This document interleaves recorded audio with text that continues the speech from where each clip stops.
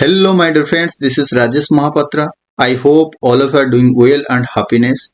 In this session, I'll guide you what is an autoscaling in Google Cloud Platform, why is it required in GCP.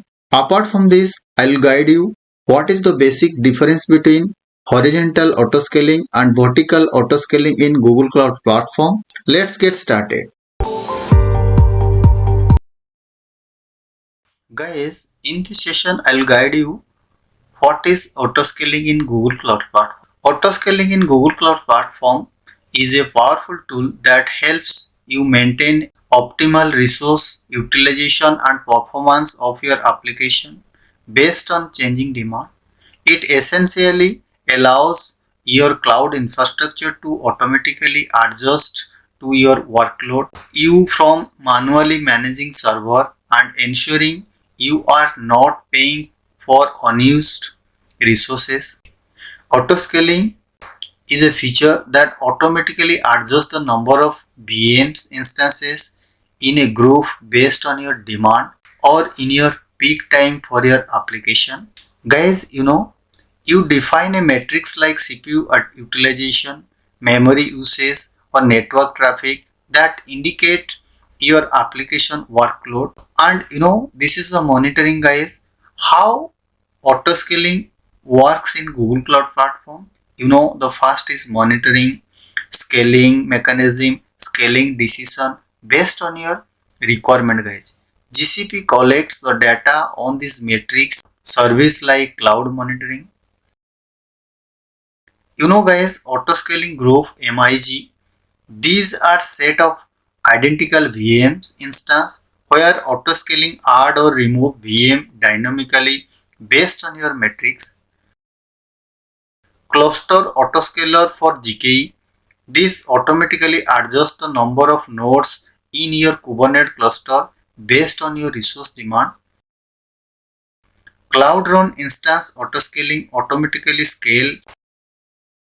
The autoscaler analyze the monitored metrics, compare them to the predefined threshold you set. If metrics exceed the upper threshold, autoscaling triggers scaling out and adding the VM or node to handle the increase the node. Autoscaling enable your application to dynamically add or remove instances based on metrics like CPU utilization, custom metrics, and other specific criteria. Now guys, I hope so you understand what autoscaling exactly is it. Now guys, I'll guide you what are the benefits of autoscaling in Google Cloud Platform. Guys, improve performance, ensure application have the resources they need to handle the traffic spikes without the performance degradation. Cost optimization or reduce cost. Guys, you only pay for the resources you actually use and avoiding unnecessary expense for idle VM. Increase reliability. Guys, autoscaling help prevent infrastructure crashes by automatically adding resources when needed. Simplified management. Like guys, autoscaling automates resource management, saving you time and effort. These are the benefits of autoscaling in Google Cloud Platform. Types of autoscaling policies in Google Cloud Platform are basically, guys, there are two main types of autoscaling policies in Google Cloud Platform like reactive autoscaling, predictive autoscaling. Reactive autoscaling is a method of automatically scaling the resources of an application or system in response to real-time changes in demand or utilization. This approach helps ensure that the system can handle fluctuation in demand without experiencing performance bottlenecks or over-provisioning resources. Guys, reactive autoscaling reacts to change in demand or utilization in real time. This means that the system can quickly adapt to changing workload, preventing performance issue or resource waste. Reactive autoscaling can handle a sudden spike in demand by quickly adding more resources. This elasticity ensures that the system can maintain its performance even under heavy workload. Guys, the common use cases for reactive autoscaling as web application, batch processing, database system, microservices. The reactive autoscaling is widely used for web application to handle fluctuating traffic patterns. It dynamically adjusts the number of web server based on real-time traffic volume. Reactive autoscaling can be applied to batch processing workload to optimize resource usage. It scales up the number of processing node based on the backlog of the task and scale down when the queue is empty. This is the advantage, guys. Then the database system. Reactive autoscaling is used to manage the resource of the database system, ensuring they handle spike in a queue volume. It adjusts the number of database server based on the CPU utilization and query throughput. Guys, the microservices architecture. In microservices architecture, the reactive autoscaling can be implemented for each microservices independently. This approach allows each service to scale its resources based on its specific demand. Predictive autoscaling. Guys, predictive autoscaling is a proactive approach to resource management that utilizes machine learning to forecast the future demand and automatically adjust the number of resources accordingly. This method goes beyond reactive autoscaling, which scale resources in response to real-time changes in demand. By anticipating the future needs and scaling resources ahead of time. Guys, machine learning, data-driven forecasting, predictive autoscaling employs machine learning algorithm to analyze the historical usage pattern and predict the future demands.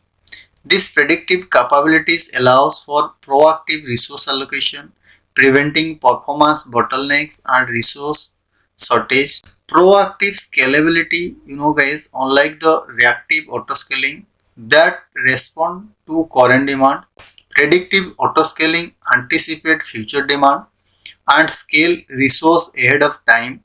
This proactive approach ensures that the system is always prepared to handle the anticipated workload. Predictive autoscaling helps optimize resource utilization and minimize over provisioning. This approach reduces the cloud cost and ensure that the resources are used efficiently. I'll guide you now. What is the basic difference between vertical and horizontal autoscaling? Vertical autoscaling increases the capacity of an existing resources like the CPU or RAM. Horizontal autoscaling increases the capacity by adding more instances, distributing the load across the multiple nodes. Vertical scaling involves the downtime or at least the brief interruption during the resizing process. Horizontal scaling is often designed to be performed without downtime as a new instance are added incrementally. Guys, vertical scaling is often suitable for application that can be benefit from increased resources on a single larger instance. Horizontal scaling is more suitable for application designed to be distributed and stateless, where adding more instances can handle increased load. In complexity and cost, guys, the vertical scaling might require more careful planning and can be limited by maximum capacity of individual hardware. Horizontal scaling is often considered more flexible and cost effective, particularly for cloud native application. Now you understand. Basically, horizontal scaling adds or remove the entire machine nodes to a system, but in vertical scaling adds or remove resources like CPU, RAM, storage to an existing machine. Guys, the horizontal scaling highly reliable failure of one node does not impact other. But in vertical scaling, guys, simple setup, only one machine to manage. Fast scaling, resources changes happen quickly, and guys, no communication overhead between nodes in the vertical scaling. But in horizontal scaling, guys, highly reliable, failure of one node does not impact other, cost effective, can be cheaper than scaling of a single machine, widely applicable, suitable for most application.